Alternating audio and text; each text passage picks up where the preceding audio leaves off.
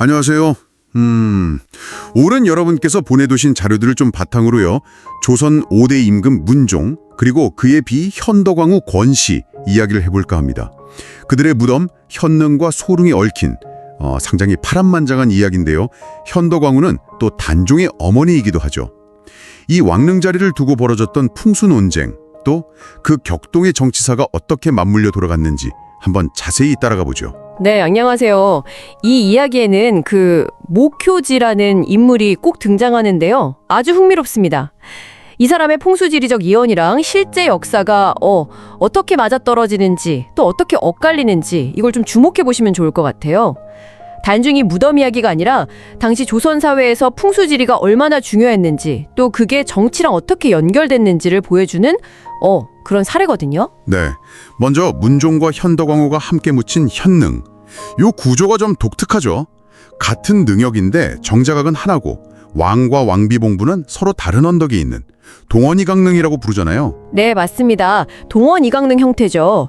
근데 문종은 원래 아버지 세종의 옛능, 영릉 근처에 묻히길 원했었죠. 하지만 그 과정이 순탄치가 않았습니다. 아, 순탄치 않았다.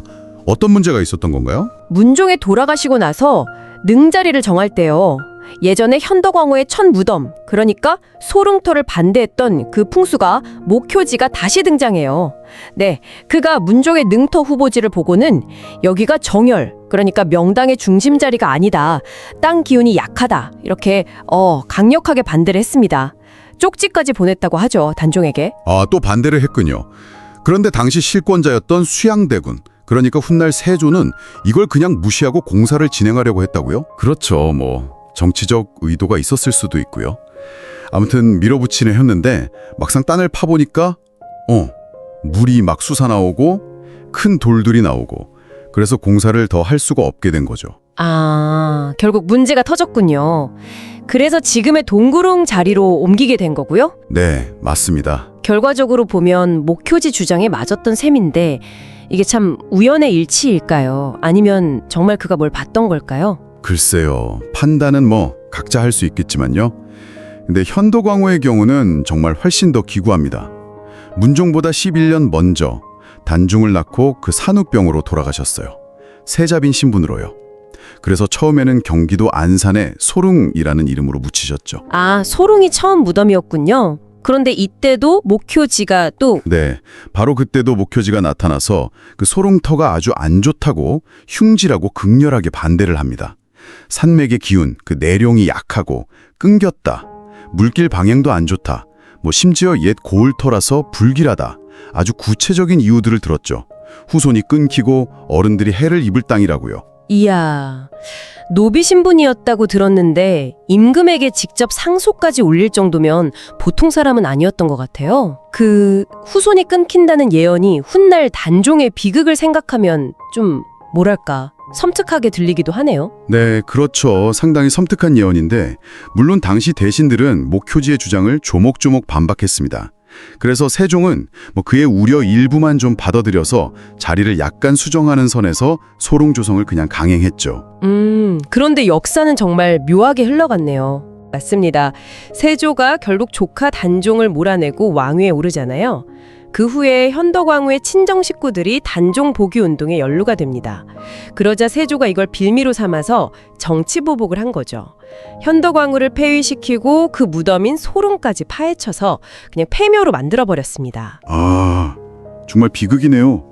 목효지의 예언 중 하나가 현실이 된 것처럼 보이지만 말씀하신 대로 그 뒤에는 차가운 권력 투쟁이 있었던 거군요. 네, 그렇게 폐허가 됐던 소령이 다시 복원되고 현덕왕후가 문종 곁, 그러니까 지금의 현릉으로 옮겨진 건 그로부터 한참 뒤인 57년 만인가요? 네, 사망하신 지는 72년 만인 중종 때 일이라고 하죠.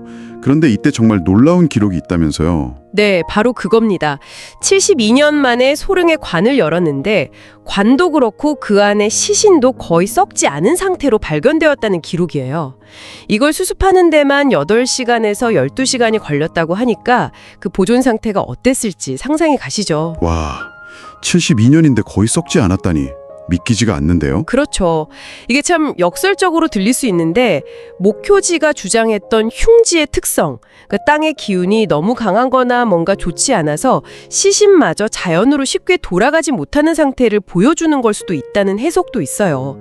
그리고 안산 지역에는 세조가 꿈에 나타난 현덕왕후한테 막 화를 내면서 관을 바다에 던져버렸다는 관우물지 같은 설화도 전해지는데 이게 역사적 사실과는 좀 다르겠지만 그만큼 현덕왕후의 비극적인 삶을 사람들이 어떻게 기억하고 상징적으로 이야기하는지를 보여주는 거겠죠. 72년 동안 부패하지 않은 시신이라 목효지가 흉지라고 했던 바로 그 땅에서 발견되었다는 게 참 기이하고 여러 생각을 하게 만드네요. 네, 오늘 살펴본 이 현능과 소릉 이야기는 단순한 왕릉의 역사가 아니죠.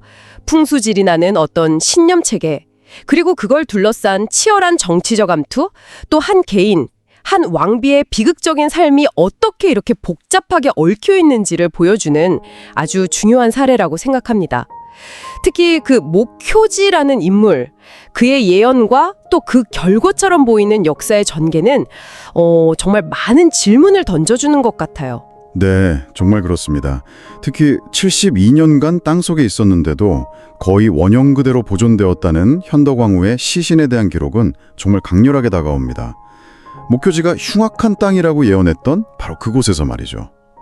여러분께서는 이 사실을 어떻게 받아들이시겠습니까? 정말 그 땅에 어떤 특별한 기운이었을까요? 아니면 그냥 우연히 특정 조건이 맞아떨어진 자연현상이었을까요? 역사적인 기록과 전설, 그리고 과학적인 가능성 사이에서 한번 여러분 각자의 답을 찾아보시는 것도 흥미로운 여정이 될 것 같습니다.